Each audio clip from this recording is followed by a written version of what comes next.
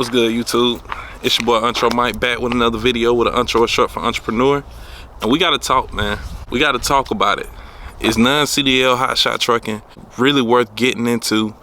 And you know the pros and cons for having your CDL as well. So if you guys are really interested in knowing the information, just stay tuned and enjoy the video. What's good, YouTube? It's your boy Entre Mike with an Entre short for entrepreneur. Hit the like button, hit the subscribe button, and stay tuned for more. Like, I'm not only the owner operator of one truck, but now two. So stay tuned for the journey. Hey, Bill, I'm in the mood for a switch up. I hit the function, hit the rose till I hiccup.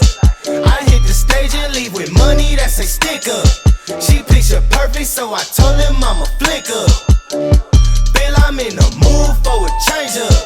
I leave the city and return with my... A lot of people are wondering, what do I mean by, you know, non-CDL versus CDL hotshot? Is it really a debate? Is it really a topic worth talking about? And for the most part, I believe it is. I believe it is. I think it's something that we as content creators got to be more transparent about, and not to skew the average audience into a dream and thinking if you go out there without your CDL, that not even necessarily that you have an advantage.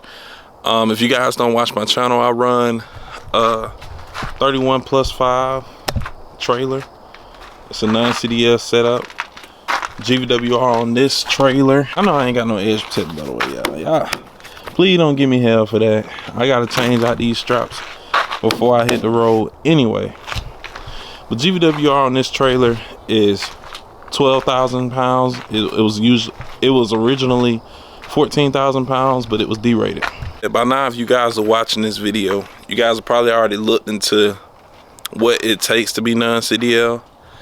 And like I said, the first pros I'm gonna get into are gonna be for non-CDL, then I'll do the pros and cons for a CDL setup. So first off, I think the first pro for running a non-CDL setup is that the entry to get in is very low. I think that's why a lot of work with box trucks and hotshot are just so popular right now, because everybody's thinking I can quit what I'm doing right now at this moment and get into an industry and start making some money. Now what happens is you get into this industry and you understand, yes, there's money in here, but you have to hustle hard. You have to hustle so much to where you're doing things in a way that doesn't even allow you to live how you want to. Let me say it like that. You're living a life where you're working maybe 3 weeks out of the month rather than 2.5, and that week out of the month that you could be getting that extra rest or making some extra money, you're spending most of your time just breaking even. And I'm not necessarily saying that's my situation. I live comfortably with the expenses I have, but what happens a lot, you get a lot of people from different places all over the world who have a much higher cost of living than me, and what I do and what I make won't necessarily satisfy their needs as far as what they live in their life. Like the average rent here and in New York City, two completely different beasts. But you got to think, our expenses to run everything is about the same. You know what I mean? If not, maybe higher for them, but we're making the same money, if not more, down in the Southeast. So with that being said, and I know everybody's situation is different. The first pro for non-CDL and why a lot of people want to say the market is oversaturated, I don't necessarily agree to that too much to an extent, but you got videos that are blowing out of proportion about getting into the game, like hundreds of thousands of people. New people coming in who have no experience. I was one of those people last year, so I'm not downing those people. I'm just saying it's like the hype isn't stopping. And I'm kind of just trying to be more open about non-CDL. Non-CDL is not something you want to base your entire business upon. If you're looking to get into this game, you don't have to rush. It ain't going nowhere. But I feel like you should want to like better yourself rather than limiting yourself and staying there. You know what I mean? Because a lot of people come in non-CDL and it's almost like they got this ego of like, I would never go CDL. And it's no point. If you want to really progress in this industry, you would be better off probably getting a CDL. Number two, man, is gonna be about brokers. So if you guys don't know what a broker is basically the representative for the shippers. So brokers I'm gonna just be real, man. The freight coming out for non-CDL, it's not a lot of truckload freight. Because I showed you my setup, the setup I'm running is 36 feet. Anything less than 40 feet isn't really necessarily looked as a dedicated truckload. So the rates on the load board, although yes, we're gonna get a lot of 10 to 20 foot. I can show you guys videos. I had a 5 foot, 10 foot high dedicated truckload, $2.50 a mile. I've had 9 foot high dumpster trailer, full dedicated truckload. I've had another 8 foot load that I had to tarp. That load paid like $6 a mile. I'm not saying it's for every single load. I'm saying most of them are partial rates. And partialing in this game, honestly, I might make a completely different video about partialing, because I feel like that's why a lot of people got into non-CDL. But partialing, honestly, that's why I might, you know, speak on a little more, and why I'm upgrading to a 40 foot trailer. Spoiler alert. But why I'm upgrading myself, because without having that 40 feet of deck space, it's gonna limit you so much more than you think. So a lot of people are coming out here with 2500s and 25 plus 5. No disrespect to y'all, man. I'm out here with a 3500 with a 36 foot. I can't get just as much as freight as y'all. You know what I mean? We're both very limited. But let me say this, man. I had got a little off topic. It doesn't mean that we can't do the same work as them. You're not gonna need your Class A to pull up anywhere. Maybe on something that's tanker endorsed or hazmat, you know, small stuff like that. Maybe you need your TWIC card, but that doesn't require a Class A. It's really just the length and weight you can carry. So if you're limited on both of those things, where on weight you're missing out on another 10 to 20,000 pounds worth of freight. Even though you probably don't want to haul that much on your equipment, that's what you're limiting yourself to. And another 4 to 10 foot of deck space. When they post a dedicated load on truck stop or DAT, it's usually going to be 40 feet. Now, and that may be just in my situation. Maybe I'm not being honest as far as like somebody else's story. I'm speaking on my personal experience. Then you got con number 3. So con number 3 is gonna be DOT. DOT already messes with Hotshots a lot alone.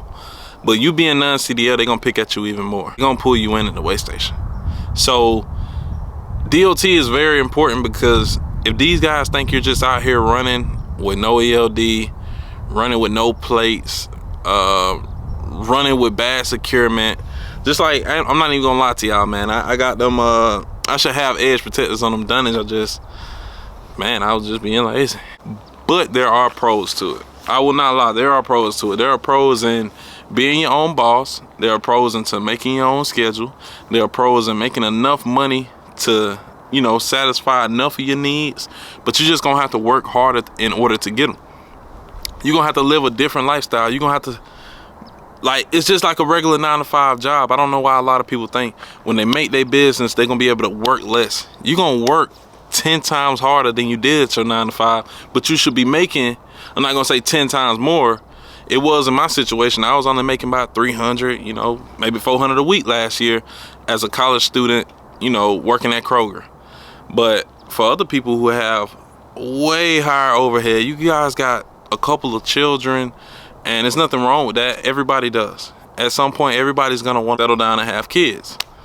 But you guys have more responsibilities. So I think with the majority of people who have more responsibilities should take this more serious and be more dedicated into getting in the right way. But although there are pros into being able to get right in with non-CDL, I think the pros with having your CDL just simply outweigh it. And that's really the main reason I made this video, is because I'm gonna actually be transitioning into getting my Class A's myself, and I want to help inspire and motivate the rest of the people either making content or like watching this channel, watching this journey, and I want y'all to grow with me, man. I think going and getting your Class 8 will probably be the smartest thing to do, especially with the new regulations coming up in February. I will be doing more extensive research on that and, you know, drop some on that to help people out. I know a lot of people like the way I deliver these videos, and I appreciate y'all for staying tuned. My decision, if I was you guys, I would go and get my Class A. I just spoke to a guy the other day, and you know, I was telling him, you know, before you jump out here, even if you got your money saved up, I would go get your Class A, man. Don't come out here and limit yourself in this industry. It ain't no point, because you may be doing Hotshot right now for the first 6 months to a year, maybe 18 months, and then you might want to convert up into a big rig. It's a reason why I like Hotshot. Like I said, I like that it's very hands-on. Yeah, we're gonna deal with some detention here too, but for the most part, I like it. I like it. I know I spoke bad on the partial game a little bit. I like the partial game to an extent, because I think there's high potential, especially in a Class A setup. I think the weight limits you a lot in non-CDL, but it seems like everybody just want to limit you to stay non-CDL. Kind of watch out for that.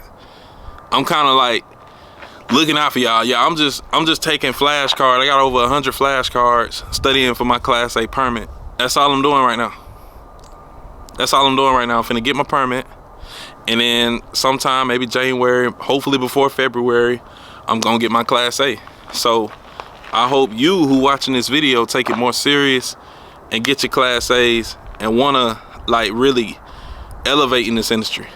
You know, I know you haven't even started yet. If you haven't even started yet, just start putting your mindset in a place to elevate instead of limiting yourself. But it's your boy, man, and I'm out. Peace.